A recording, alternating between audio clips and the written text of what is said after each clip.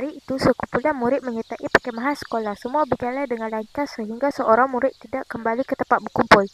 Semua murid sila berkumpul. Semua dah cukup? Tunggu, Faris mana? Cikgu, tadi dia pergi ambil botol air dekat laluan hutan.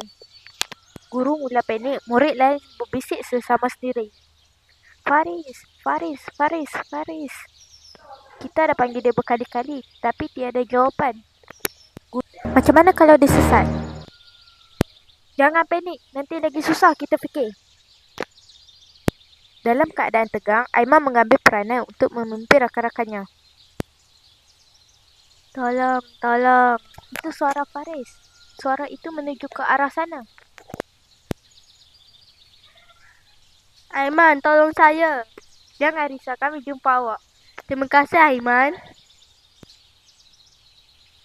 Macam mana keadaan kamu, Faris?